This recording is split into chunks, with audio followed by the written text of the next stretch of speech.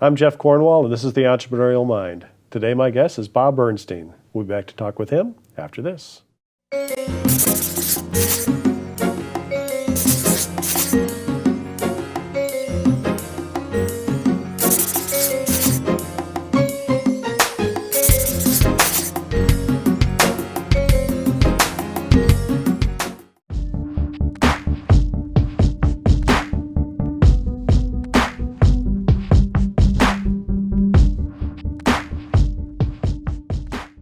Well, Bob, I'm so glad you're finally here to join us. You and I go back in my world in Nashville a long ways. You were one of the very first people that I met in town, and I remember that. And so it's a treat to finally have you in here. So let's kind of get everybody up to speed on what you do. The people in Nashville probably know part of what you do, but you started with Bongo Java, the coffee shop, which was really kind of the first neighborhood coffee shop. It's the oldest. Yeah. Can't kill him the first. There was others around, but they're gone. So right, the oldest, the survivor. The survivor. Right. And talk about the story about how that happened. It wasn't at a Chicago Bears bar where the idea was hatched? No. Isn't that what I heard? You're mixing up some stories here. Okay. No, I moved down here from Chicago Right. to be a newspaper reporter. Right. Thinking that I was going to stay in The Nashville. Business for a Journal, year. right? Exactly. Yeah. And I thought initially I'd stay in Nashville a year or two and run away from the South, and never thought I'd stay here. But after about a year, I started to say I sensed opportunity in this town, and I also had a strong sense that journalism wasn't the career I thought it was going to be, and wasn't what I wanted to do. You were wise before your years on that one, weren't you? That was before the internet killed the newspaper anyway. But so I was searching for something to do, and I was about to turn 30, and I just quit my job, and my boss said, "What are you going to do?" And I said, "I think I'm going to open a coffee house because there's not really one in town." And that's what I did. And the thing you're thinking about, I recruited a couple investors watching Chicago Bears games at a local sports bar. Okay. All right. So you already had the idea, and that's where you got your investors. Gotcha. Yeah, I got investors from all different parts of my life. A couple watching Chicago Bears game, a couple working for volunteering with Hands on Nashville, just talking to people what I was doing. Right. And just a couple other people just kind of connected me, so it's kind of a weird mix. Now, talk a little bit about the launch, because you were a new concept to the neighborhood. What did you do to kind of build that awareness? Because you had a pretty good launch. I mean, we had a line out the door. I mean, we didn't do anything except have the right concept, the right time, in the right neighborhood, and we put up this really burlap sign that somebody painted that said Bongo Java open 4 p.m.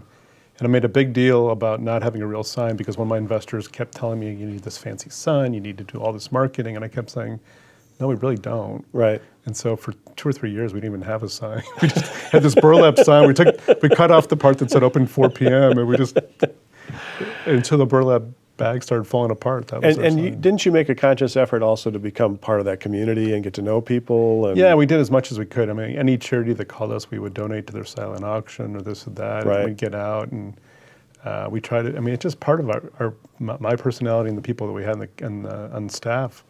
We had a lot of actors, so we got involved in the theater scene quickly, and we just kind of followed what we did. We didn't really sit down and create a marketing plan. Right. We just followed our personalities. And then you decided to open a second one. Yeah, I mean, when I opened the first one, it was really just, the idea was one coffee house. Right. That was going to be it. And then after the success of that and the opportunity just popped up in Hillsborough Village, a few blocks away, I just kind of grabbed it. And it was an old dog pet store, wasn't it? It was really next to the pet shop was this haircutting place that was trying to buy out their lease. Okay. In the middle of the night, the pet shop moved out. So instead of negotiating for 1,200 feet, I was going to do a little coffee roasting in the back. Right. Instead of negotiating for 1,200 feet, all of a sudden I was negotiating for 3,600 feet. So my business plan changed literally overnight. And those of us who from here in Nashville know you kept the sign, and we kept the sign, and it's called Fido. Yeah, we just took it says Jones Pet Shop, and I loved that dog, and I kept staring at him. I'm like, I just got to give him a name. It was either Fido or Spot, and Spot sounded a little too cute for a coffee spot. So, I mean, that's an interesting decision, because already with the second store, you're not trying to build a brand. I mean, it's a different brand, and a lot of people to this day, when I mention that, that you also own Fido and other places, they go, really? I mean, you've not really built this as a brand at all, have you? No. Again, it goes back to my personality. I don't like to duplicate myself. And it's like, if I did that, why do it again? And so every store we've opened has a different feel, different personality. And plus I rebel against some of these concepts in town that are opening the same concept over and over in town. Right. Because I started rebelling against chains. Right. And then it's just becoming, this town is getting overdone with the same restaurants, same retail place all over the place. And I'm starting to feel our neighborhoods are feeling the same. People beat me up for that, saying, well, you're opening restaurants all across town. I'm like, yeah, but they're all different. I mean, there's not anything the same when you go from Bongo Java to Fido. No. Different menu, different vibe, different feel.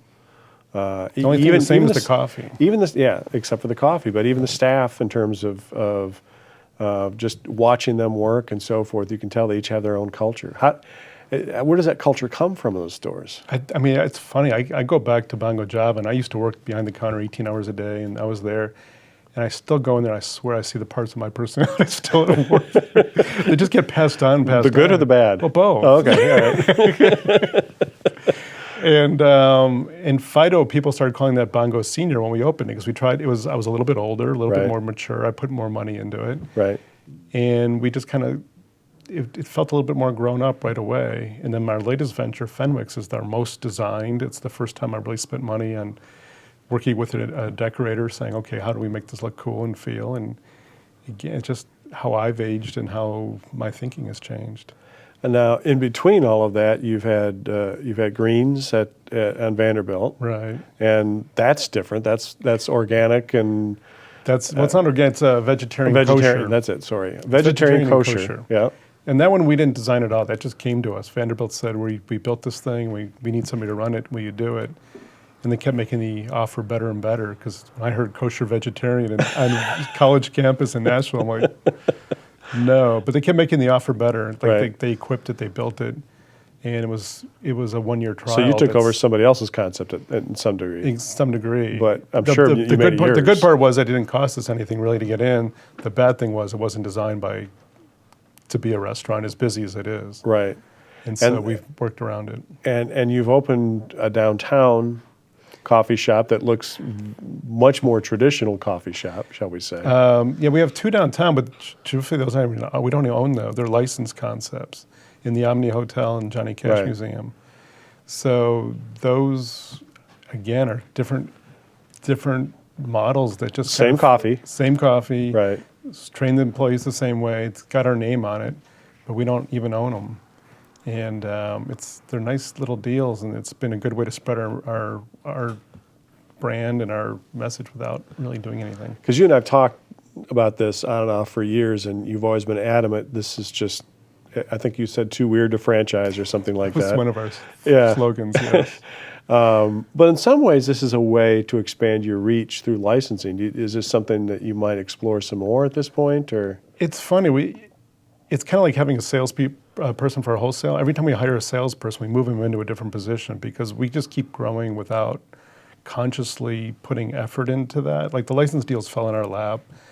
But yeah, if we did pursue the airport for a long time, and because of expense and this and that, we kind of dropped out of it. But I don't know. I just kind of do what I feel like doing at the time and what's there. Our latest is we're partnering with employees to open more stores. So I'm trying interesting. So I'm trying to grow employees as much as I'm trying to grow my business. And they would actually be partners in the stores? Yeah, and they are. It's like at Fenwick's, our newest one in Melrose. I partnered with a guy who's been around about 12 years. And it's this weird relationship, because he's my employee. He's now my administrative guy, director of operations. But he's also my partner in a store. Right. So 1 minute I'm wearing a hat of partner, talking about numbers. The other hat I'm kind of hiding the numbers from the other stores. We can't afford that. But that makes a lot of sense, because Lord knows I have had more than a couple of my students come your way saying they want to open a coffee shop. I just got another one wanting to talk about it. Oh dear, sorry. And now you're kind of, instead of trying to figure out how to not deal with that so much, you're kind of embracing some of that, it sounds like. Exactly. I mean, I'm 53 now. I've been doing this for 22 years, and I'm not the kind of guy who likes to do the same thing over and over. And I'm at a point where I'd rather stay home and play with my 7 and 9-year-old. And so I'm trying to find a balance between growing, having fun, being able to express my creativity, and I enjoy the opening part. I just don't really, the day-to-day stuff isn't what I want to do anymore. And that's why I'm finding these working partners. Some of them have a little bit of money, and some are willing to do sweat equity. Right. And it's a nice way to me to kind of create this, I hate to use the word legacy type thing, but it is. It's a way to grow them into giving them the opportunity I had 20 years ago. Sure.